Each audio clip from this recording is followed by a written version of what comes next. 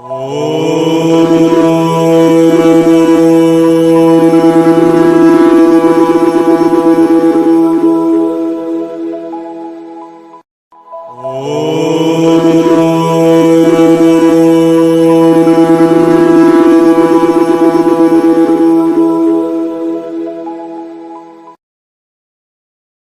नरेश कुमार जांगड़ा अंश वास्तु शक्ति चैनल की पाठशाला में आपका हार्दिक स्वागत करता हूं।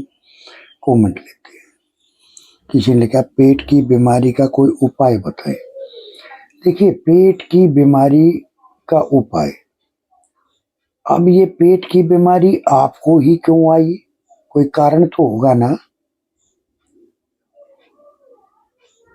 देखिए, पेट की बीमारी के बहुत सारे जोन जिम्मेदार होते हैं, लेकिन एक का मैं जिक्र यहाँ करूंगा, SSW।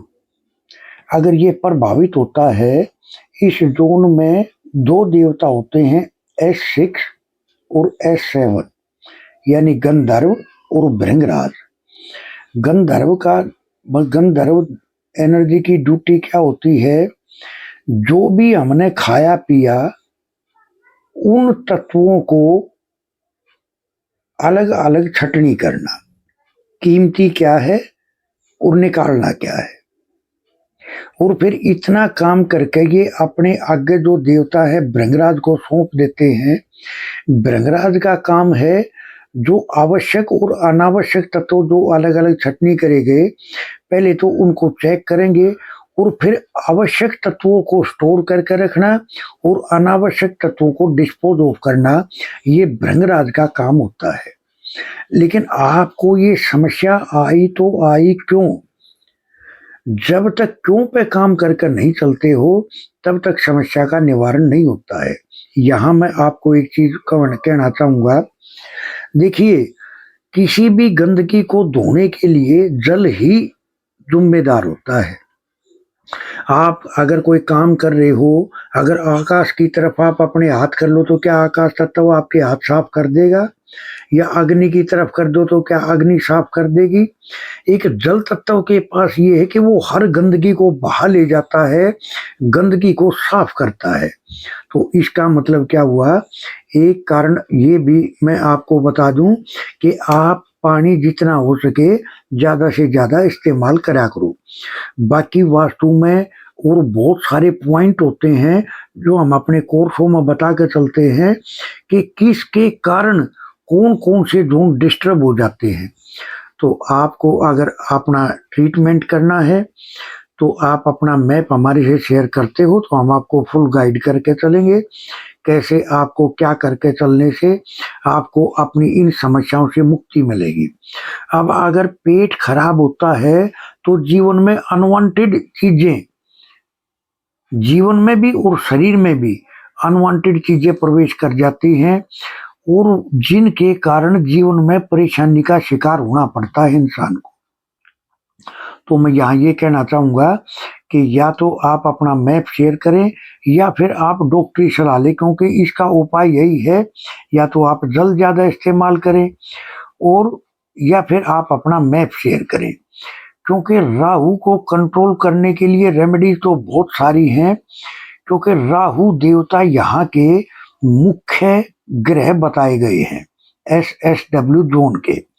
क्योंकि मैंने अभी आपको बताया, इन दो देवताओं की ड्यूटी है ये कि ये इनकी ड्यूटी ही यही है, गंदगी को यानी आवश्यक और अनावश्यक को छटनी करना एक की ड्यूटी है, और एक को आवश्यक को स्टोर करना और अनावश्यक को शरीर से निकाल देना। और फिर एक रचना का निर्माण होता है, शरीर के अंदर जो चीज स्टोर करी गई वो भी अपनी एक रचना होती है, और जो अनावश्यक जो निकाली गई वो निकाला हुआ तत्व भी अपनी रचना में अपना योगदान देता है। जैसे जब शरीर से गंदगी निकलती है तो फिर वो खाद का रूप ले लेती है, यानी रचना करना। सर ये डीप विषय हो जाते हैं, बाकी मैं यही कहूंगा कि आप अपना मैप शेयर अगर करते हो तो हम आपकी अच्छे तरीके से मदद करने में सक्षम हो पाएंगे। किसी ने लिखा, जैसा कि आपने बताया W1 तो ये भी समझा दो कि W1 कैसे निकाले। देखिए, इसके लिए तो आपको एक आर्किटेक्ट से मैप बनवाना पड़ेगा, फिर उस पर डिग्री लेनी पड़ेगी, फिर देवताओं की प्लेसमेंट करनी पड़ेगी, तब पता चलेगा कि एक्चुअल में W1 कहाँ है। और भी अगर गहराई में जाओगे तो देवताओं की प्लेसमेंट करने के बावजूद भी आपको ग्राफ लगाना पड़ेगा उस नक्शे पे, उससे पता चलेगा कि कितने फीट कितने इंच कहाँ से छोड़ के कितना एरिया ये W1 का होता है। ये होती है इसकी डीप डिटेलिंग। अब देखिए, जैसे एक्सरे की रिपोर्ट है, मशीन निकाल देती है, लेकिन उसको पढ़ने का तजुर्बा तो हर डॉक्टर का अलग अलग है ना।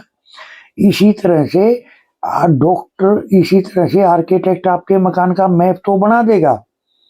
हो सकता है बहुत सारे आजकल ऐसे भी आ रहे जो डिग्री भी लगा दे, लेकिन उसको पढ़ना, पकड़ना और बताना, ये हर वास्तु एक्सपर्ट का अपना अपना तजुर्बा होता है।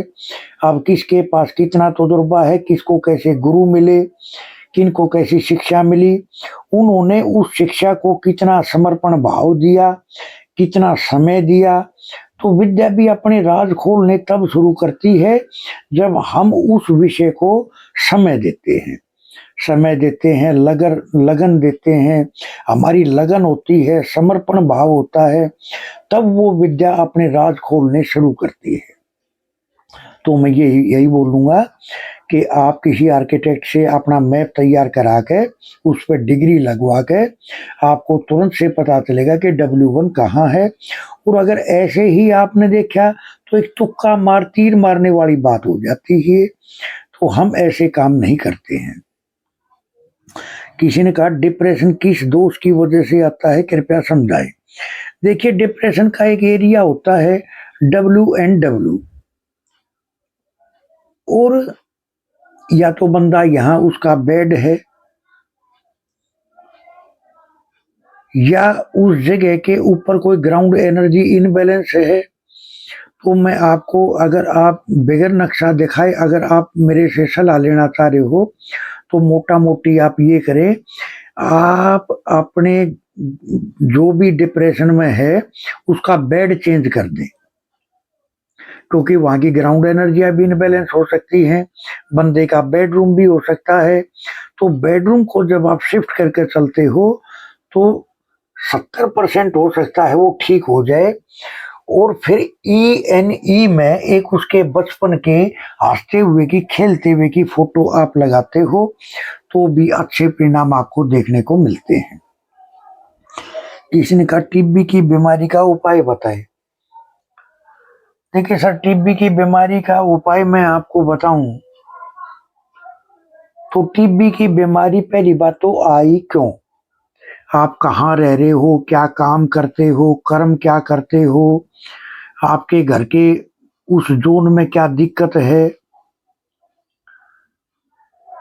वैसे सर, इस विषय में ज़्यादा डिटेलिंग ना जाकर मैं आपको एक चीज़ बताऊंगा। अगर आपको अपने W1 का पता है तो W1 में आप दाल चावल रखते हो तो ये भी एक अच्छा उपाय है। और प्लस में गुरुवार के दिन एक पका हुआ पेठा, कद्दू, बिल्कुल येलो कलर का, साबुत लेके रोगी के सर से एंटी क्लॉकवाइज 7 बार वार के, और गुरुवार के ही दिन सुबह सुबह मंदिर में पुजारी को दे के आ जाओ या मंदिर में रख के आ जाओ। ये दोनों कर्म जब आप करते हो तो इससे या तो आपको अच्छे डॉक्टर मिल जाएंगे और बीमारी में भी दवाई फटाफट काम करना शुरू करेगी। तो आप डॉक्टरी सलाह भी लें। और बगैर मैप के हम आपको इतनी ही राय दे सकते हैं, अगर आपका मैप हमारे सामने होता तो कुछ और राय भी आपको दे के चलते। और जितनी भी ये लॉन्ग टर्म की बीमारियां होती हैं उनमें से एक कारण ग्राउंड एनर्जियों का इनबैलेंस होना होता है। तो जब भी किसी रोगी को अगर लॉन्ग टर्म की बीमारी है तो सबसे पहले उपाय के तौर पे उसका बेड चेंज करना ही एकमात्र सलूशन होता है। तो ये ख्याल करके चलना है। और मैंने बताया W1 पे दाल चावल रखो और एक कद्दू का दान करो गुरुवार के दिन, तो ये भी एक अच्छे ट्रीटमेंट होंगे। उसको बहुत अच्छा बेनिफिट मिलेगा, फायदा होगा, हेल्थ में भी और वेल्थ में भी, दोनों तरह के फायदे आपको देखने को मिलेंगे। हंस वास्तु शक्ति ये चैनल आप सबका है। लाइक करें, सब्सक्राइब करें, शेयर करें, कमेंट करें। वास्तु के एडमिशन ओपन है, सीखने के इच्छुक हमारे से संपर्क कर सकते हैं।